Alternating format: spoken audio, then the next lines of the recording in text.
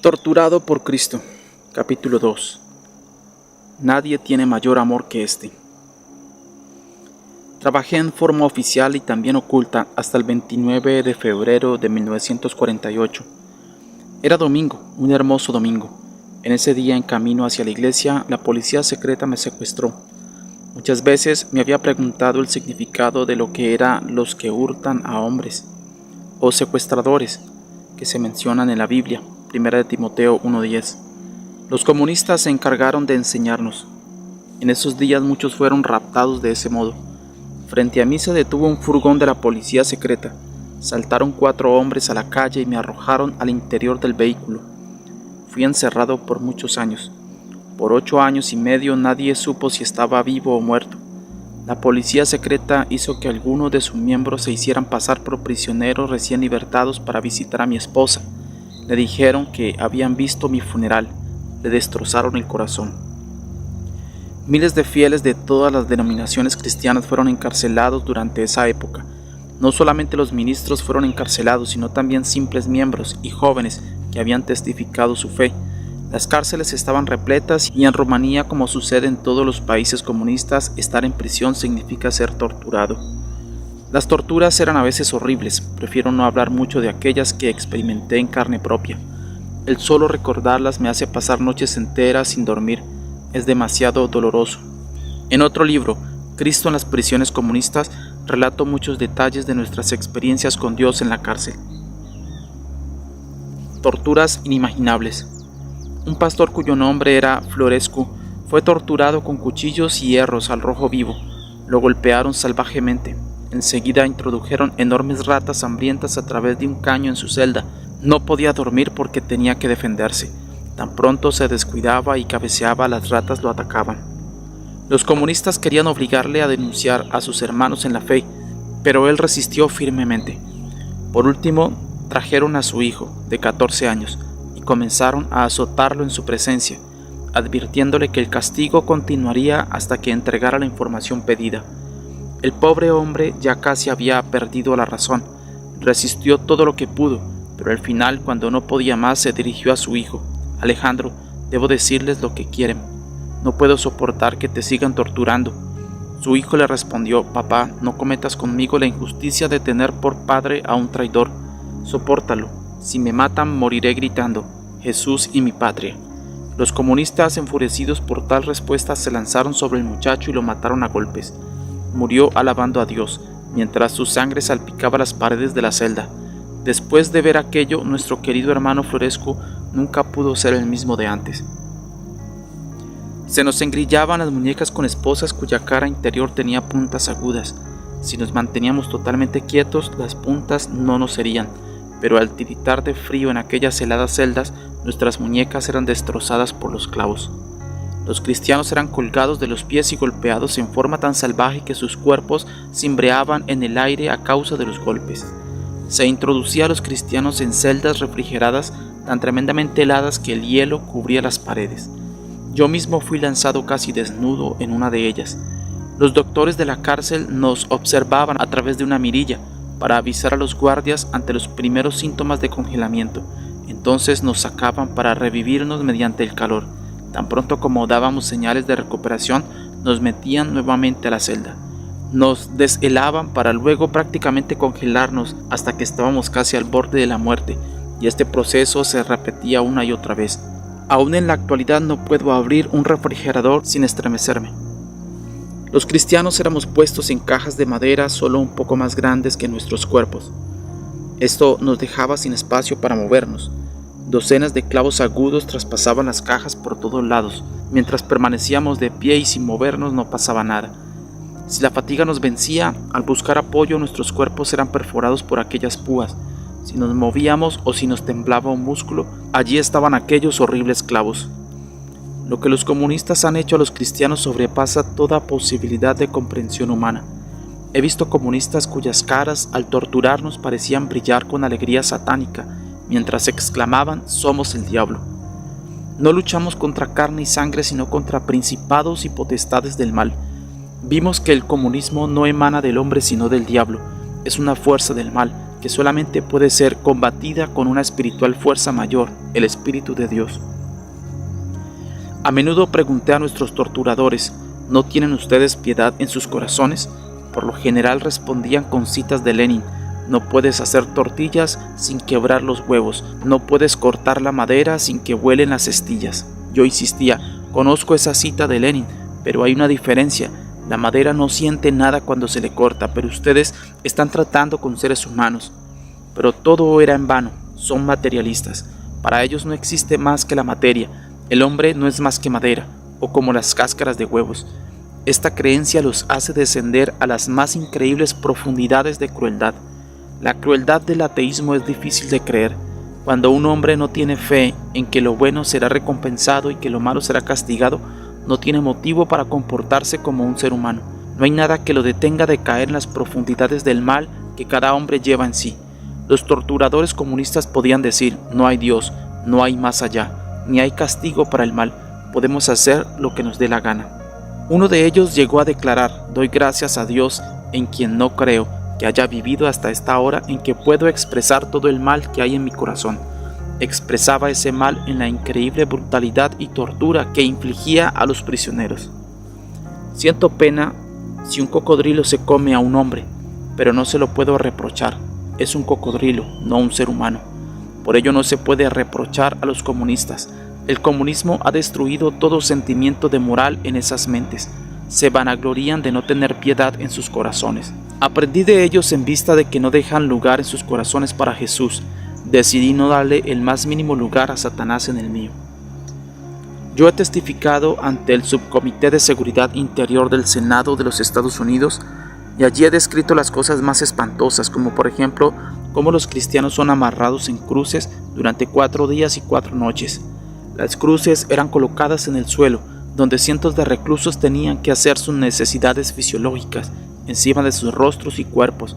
Luego levantaban las cruces nuevamente y los comunistas se burlaban diciendo: miren a su Cristo, qué hermoso es, qué magnífica fragancia trae del cielo. Descubrí cómo un sacerdote al borde de la locura a causa de las torturas fue obligado a consagrar orina y excrementos humanos y darlo en comunión a los cristianos. Esto ocurrió en la prisión rumana de Pitești. Pregunté al sacerdote después por qué no prefirió la muerte antes de participar de esa farsa. Me respondió: no me juzgue, por favor, he sufrido más de lo que sufrió Cristo. Todas las descripciones bíblicas del infierno y las penas del infierno de Dante son nada en comparación con las torturas en las prisiones comunistas. Esto es solamente una pequeña parte de lo que sucedió un domingo y muchos otros domingos en la prisión de Pitești. Otras cosas sencillamente no pueden contarse. Sé que mi corazón fallaría si tuviese que volver a repetirlas. Son demasiado terribles y obscenas para ponerlas por escrito. Todo esto es lo que tuvieron que sufrir sus hermanos en Cristo y aún sufren. Uno de los héroes realmente más grandes de la fe fue el pastor Milan Jaimovici. Las prisiones rumanas estaban tan colmadas que los guardias ni siquiera nos reconocían por nuestros nombres. En muchas oportunidades, cuando venían a buscar a los que habían sido sentenciados para recibir azotes por haber quebrantado algún reglamento carcelario, el pastor Milan Jaimovici se presentaba para recibir el castigo en lugar de alguno de los otros. Con esto ganó el respeto de los demás prisioneros, no solo para sí, sino también para Cristo, a quien representaba. Si yo siguiera contando todos los horrores y las atrocidades cometidas por comunistas y los sacrificios de los cristianos, sería algo de nunca acabar. No solo las torturas fueron conocidas, sino también los hechos heroicos. El heroísmo de aquellos en prisión inspiró aún más a los hermanos que todavía vivían en libertad. Una de nuestras obreras era una jovencita de la iglesia subterránea. La policía secreta había descubierto que ella repartía secretamente evangelios y que enseñaba a los niños acerca de Cristo. Decidieron arrestarla, pero para hacer el arresto lo más doloroso y terrible posible, postergaron la detención por algunas semanas, esperando al mismo día en que contraería matrimonio. En el día de su boda ya se había puesto su traje nupcial. Para cualquier mujer es el día más maravilloso y alegre de su vida. Repentinamente se abrió la puerta de su casa, precipitándose al interior la policía secreta. La novia, al verlo, se extendió los brazos para ser esposada. Las esposas le fueron colocadas rudamente en sus muñecas. Mirando a su amado, besó las cadenas exclamando: agradezco a mi novio celestial esta joya que me obsequia en el día de mi boda. Le agradezco que me haya considerado digna de sufrir por él. Fue sacada de allí en medio del llanto y su novio y de los presentes. Todos sabían perfectamente la suerte que aguardaba a las jóvenes cristianas en manos de los comunistas. Después de 5 años fue puesta en libertad, destruida y físicamente arruinada, aparentando tener 30 años más de los que tenía. Su novio la había esperado. Ella se limitó a decir que era lo menos que podía haber hecho por su Cristo. Tan magníficos cristianos están en la iglesia subterránea. ¿Cómo es un lavado de cerebro? Probablemente los occidentales han oído del empleo del lavado de cerebro en la guerra de Corea y ahora en Vietnam. Yo pasé a través de esta experiencia personalmente. Es la tortura más horrible.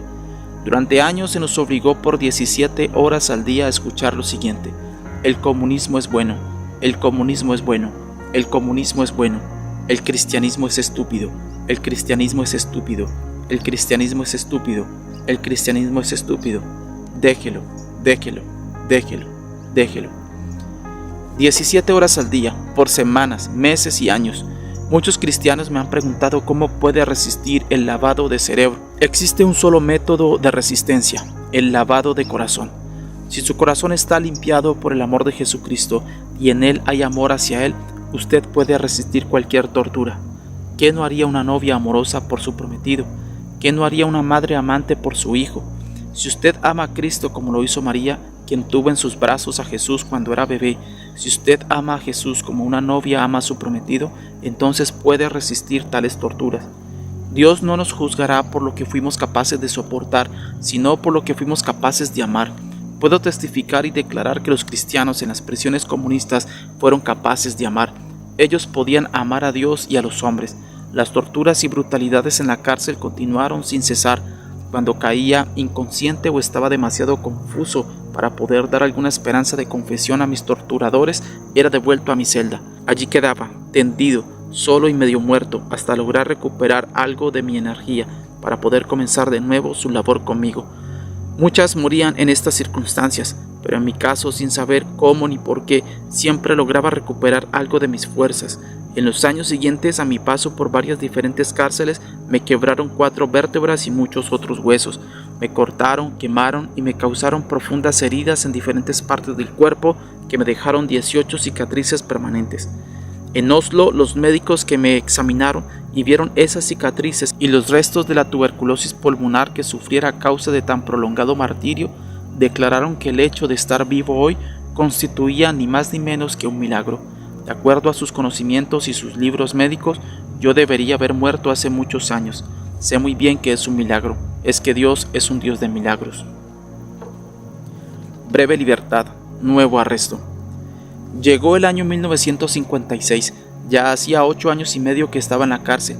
Había perdido mucho peso porque se me privaba de comida, pero había ganado muchas cicatrices a raíz de haber sido brutalmente flagelado y golpeado. Además, había sido objeto de burlas, amenazas, interrogatorios hasta el cansancio y abandono. Nada de eso dio los resultados que mis captores esperaban. Profundamente descorazonados por una parte y preocupados por otra, por las protestas que mi prisión suscitaba, me pusieron en libertad. Se me permitió volver a mi antiguo puesto en la iglesia, pero por solo una semana.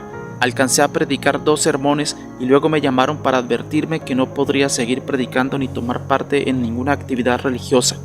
¿Qué había dicho? Yo había aconsejado a mis feligreses que tuvieran paciencia, paciencia y más paciencia. Eso significa que usted está diciendo que tenga paciencia, pues los americanos vendrán a libertarnos, me gritó la policía. Yo también había dicho que tal como la rueda gira, los tiempos cambian. Usted les está diciendo que el gobierno comunista dejará de existir y esas son calumnias contrarrevolucionarias, me gritaron de nuevo, y ese fue el fin de mi ministerio público. Probablemente las autoridades creyeron que yo tendría temor de desafiar sus órdenes y volver a mi evangelización subterránea. Estaban muy equivocados en eso. Secretamente regresé a mi trabajo anterior con el apoyo de mi familia. Volví a testificar ante grupos de fieles que se mantenían ocultos, yendo y viniendo como un fantasma bajo la protección de quienes podía confiar. Tenía ahora mis cicatrices para darle mayor fuerza a mi mensaje respecto a la maldad de la forma de pensar atea y para alentar y estimular las almas que flaqueaban a confiar en Dios y ser valientes. Yo dirigía una red secreta de evangelistas que se ayudaban mutuamente para difundir el evangelio bajo las propias narices de los comunistas. Después de todo, si el hombre en su ceguera no es capaz de ver la mano de Dios obrando en lo que le rodea, menos podrá ver la de un evangelista. Finalmente, el incesante interés de la policía por conocer mis actividades y movimientos dio resultados. Fui descubierto una vez más y vuelto a detener. Es posible que la publicidad que se dio a mi caso haya tenido algo que ver con el hecho de que por alguna razón mi familia no fue arrestada conmigo. Había estado 8 años y medio en la cárcel y después de 3 años de relativa libertad volví a la cárcel por otros 5 años y medio. Mi segundo periodo fue mucho peor en muchos aspectos que el primero. Mi condición física empeoró casi inmediatamente. No obstante, el trabajo oculto de la iglesia subterránea continuó en la clandestinidad de las prisiones comunistas. Hicimos un acuerdo, nosotros predicábamos y ellos nos golpeaban. Estaba estrictamente prohibido predicar el evangelio a otros reclusos. De antemano se sabía que el que fuera sorprendido haciéndolo sería brutalmente flagelado. Varios de nosotros decidimos pagar ese precio a cambio del privilegio de predicar y aceptamos por ello sus condiciones. Fue un acuerdo tácito. Nosotros predicábamos y ellos nos golpeaban. Nosotros éramos felices predicando, ellos lo eran golpeándonos. De esta manera todos estábamos satisfechos. La escena siguiente sucedió más veces de la que puedo recordar. Un hermano estaba predicando a los otros reclusos cuando los guardias entraron sorpresivamente interrumpiéndolo en la mitad de una frase. Lo arrastraron fuera, llevándoselo a lo largo del corredor hasta la pieza que usaban como cámara de torturas. Después de lo que parecía ser un castigo interminable, lo trajeron de vuelta y lo lanzaron sangriento y magullado al suelo del calabozo. Se alzó lentamente, se arregló las ropas y dijo: ¿Qué estábamos diciendo, hermanos, cuando fuimos interrumpidos? Y continuó predicando. He visto cosas maravillosas. A veces los predicadores eran simples laicos, hombres comunes inspirados por el Espíritu Santo, que a menudo predicaban maravillosamente. Ponían todo el corazón en sus palabras, pues predicar en esas condiciones punitivas no era cosa para ser tomada a la ligera. Pronto aparecían nuevamente los guardias, quienes se llevaban al predicador para golpearlo hasta dejarlo medio muerto. En la cárcel de Gerla, un cristiano llamado Grecu fue sentenciado a morir a golpes. La sentencia fue cumplida a través de un lento procedimiento que duró varias semanas. Se le daba un solo golpe con una cachiporra de goma en la planta de los pies. A los pocos minutos se le volvía a golpear en la misma forma y después de unos momentos recibía otro golpe. De igual manera fue golpeado en los testículos. Luego un doctor le aplicaba una inyección. Una vez que se recobraba, se le daba muy buena comida para restaurar sus fuerzas. Entonces era vuelto a golpear, hasta que por fin murió a consecuencia de ese lento pero cruel trato. Uno de los que llevó a cabo esta tortura, llamado Rek, era miembro del Comité Central del Partido Comunista. En ciertos momentos Rek repetía al prisionero ciertas palabras que los comunistas solían decir a los cristianos: Yo soy Dios, tengo sobre ti poder de vida o muerte, ese que está en el cielo no puede decidir esto, todo depende de mí, si así lo quiero puedes vivir, pero también si quiero te matamos. Yo soy Dios. Así se burlaba de los cristianos. En tan horrible situación, nuestro hermano Grecu dio a Rek una respuesta muy acertada que supe después de Rek mismo. Le dijo: usted no sabe la verdad que ha dicho. Usted es un Dios. Cada gusano es potencialmente una mariposa y llegará a serlo si se desarrolla perfectamente. Usted no fue creado para ser un verdugo, un asesino. Usted fue creado para llegar a ser semejante a Dios. Jesús en su tiempo dijo a los judíos: ustedes son dioses. La vida de Dios Padre está en su corazón. Muchos que han sido igual que usted, muchos perseguidores como el apóstol Pablo, en cierto momento de su vida han descubierto que es vergonzoso para el hombre cometer atrocidades cuando puede hacer cosas mucho mejores. Así se han transformado en copartícipes de la naturaleza divina. Créame, señor Rek, su verdadera vocación es ser un Dios, semejante a Dios y no un torturador. En ese momento Rek no prestó mucha atención a las palabras de su víctima, tal como Saulo de Tarso no le dio importancia al hermoso testimonio de Esteban, que fue asesinado en su presencia.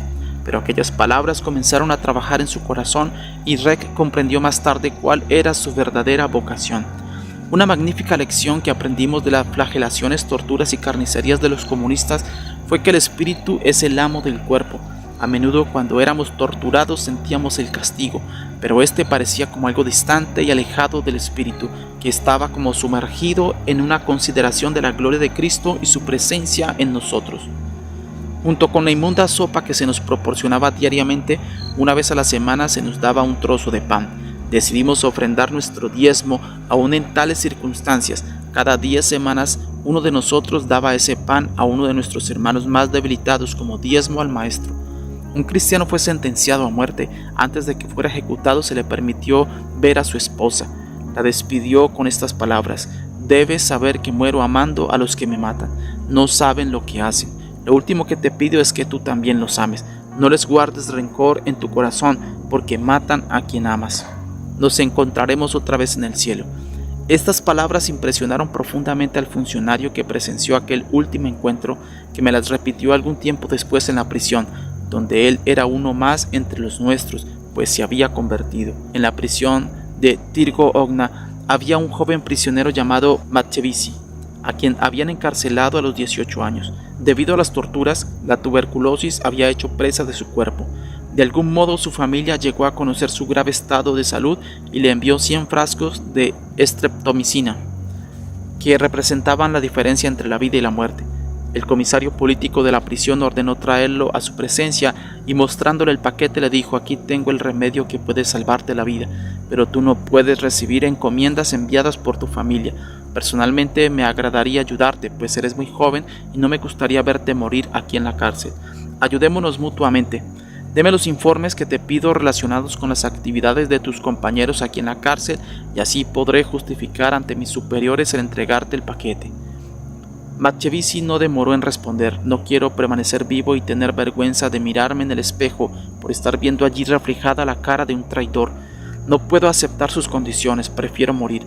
El funcionario le estrechó la mano diciéndole: te felicito, no esperaba otra respuesta de parte tuya, pero deseo hacerte otra proposición. Algunos de los presos son informantes nuestros, alegan ser comunistas y los denuncian a ustedes. Esos hombres juegan un doble papel y no tenemos ninguna confianza en ellos. Quisiéramos saber hasta qué punto son sinceros. Para ustedes son traidores que les causan mucho daño con su información. Comprendo que no quieras traicionar a tus camaradas, pero proporciónanos los datos que te solicito y podrás salvar tu vida. Matchevisi le respondió con la misma prontitud de antes: me considero un discípulo de Cristo. Él nos enseñó a amar a nuestros enemigos. Quienes nos traicionan nos causan un inmenso daño, pero no puedo devolver mal por mal.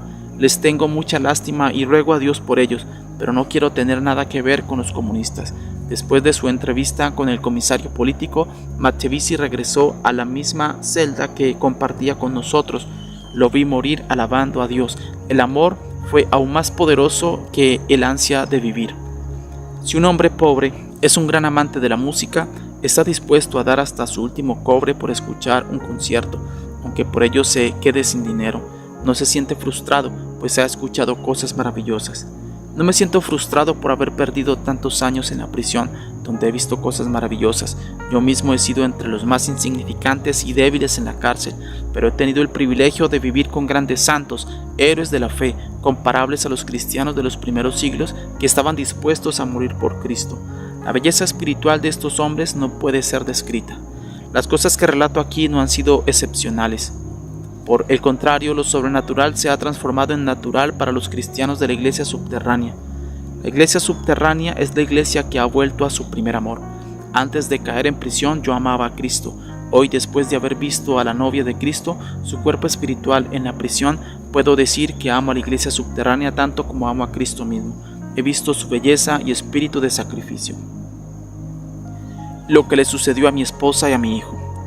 Fui separado de mi esposa, ignoraba lo que podía haberle sucedido después de mi arresto.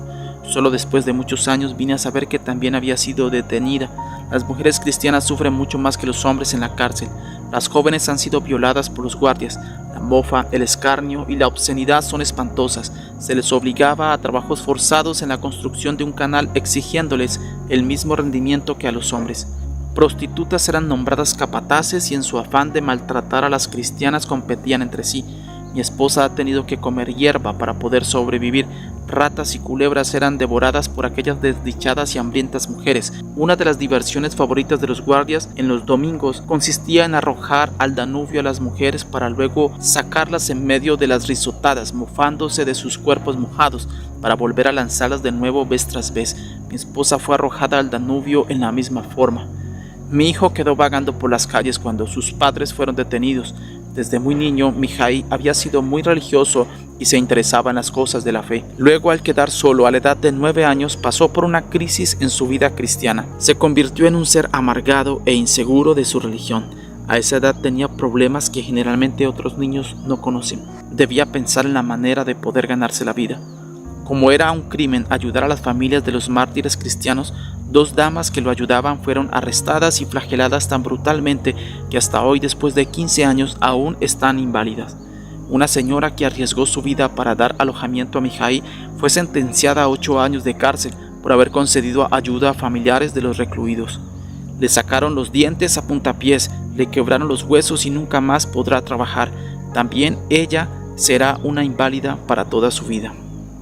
Mihai cree en Jesús. A los 11 años Mihai comenzó a ganarse la vida como obrero. Los sufrimientos habían producido cierta vacilación en su fe, pero 2 años después del encarcelamiento de mi esposa, le fue permitido visitarla. Fue a la cárcel comunista donde se encontraba y por fin la vio detrás de las rejas de hierro. Estaba sucia, delgada, con las manos encallecidas y vestía un raído uniforme carcelario. El niño casi no la reconoció. Sus primeras palabras fueron: Mihai, cree en Jesús. Enfurecidos, los guardias la separaron de Mihai y se la llevaron. Lloró al ver a su madre arrastrada por el suelo. Ese minuto fue el instante de su conversión. Comprendió que si Cristo puede ser amado aún bajo tales circunstancias, Él es el verdadero Salvador. Dijo más tarde al respecto: si el cristianismo no tuviera en su favor ningún otro argumento, salvo el que mi madre crea en Él, eso es suficiente para mí. Aquel fue el día en que aceptó a Cristo de todo corazón. En la escuela debía mantener una constante lucha por su existencia. Era un buen alumno y como recompensa se le obsequió una corbata roja, símbolo de membresía de los jóvenes pioneros comunistas. Con valentía afirmó: jamás usaré la corbata de los que arrojaron en prisión a mis padres. Esto significó la expulsión de aquella escuela. Después de perder un año volvió a ingresar en ella, ocultando el hecho de ser hijo de presos cristianos. Más tarde debió escribir una composición contraria a la Biblia. Lo que escribió fue: los argumentos en contra de la Biblia no tienen fuerza y sus citas son falsas. No hay duda que el profesor jamás la ha leído. La Biblia está en armonía con la ciencia. Nuevamente fue expulsado, lo que significó perder 2 años de estudio. Finalmente se le permitió ingresar al seminario donde se le enseñó la teología marxista. En este seminario todo se explicaba de acuerdo a las normas de Karl Marx. Mihai protestaba públicamente de esto. Otros estudiantes se le unieron en su protesta, lo que dio como resultado una nueva expulsión sin que pudiera terminar sus estudios. Cierta vez en la escuela, cuando un profesor daba una charla atea, mi hijo se levantó y le contradijo, haciéndole notar la responsabilidad que asumía al conducir a tantos jóvenes al error. La clase entera se puso de su lado. Solo se necesitaba que tuviese el valor de protestar, para que los demás se le unieran. Para poder educarse constantemente trataba de ocultar el hecho de ser hijo de Gurbrand, el preso cristiano. Sin embargo, varias veces fue descubierto, volviéndose a repetir la escena ya familiar. Era llamado a la oficina del rector para ser expulsado. Mihai también sufrió mucho a causa del hambre. En los países comunistas no es raro que los familiares de los presos cristianos vivan prácticamente al borde de la muerte por inanición, ya que es un delito contra el Estado ayudarles. A propósito de esto, les relataré solamente un caso de los muchos que conozco personalmente. Un hermano fue encarcelado a causa de sus labores en la iglesia subterránea. Sus 6 hijos y su esposa quedaron abandonados. Sus 2 hijas mayores de 17 y 19 años respectivamente no pudieron obtener trabajo. En los países comunistas el único que da trabajo es el Estado, y este no lo proporciona a los hijos de los criminales cristianos. Les ruego que no juzguen esta historia desde el habitual punto de vista moral, acepten solamente los hechos. Las 2 hijas de este mártir cristiano, también cristianas, se prostituyeron para mantener a sus hermanos menores y a su madre enferma. El hermano de 14 años enloqueció al saberlo y hubo que internarlo en un manicomio. Años después volvió el padre al hogar y al conocer lo sucedido rogó al cielo: Dios mío, llévame nuevamente a la cárcel, no puedo soportar todo esto. Su oración fue escuchada y nuevamente está en prisión por el crimen de haber testificado sobre Cristo a los niños.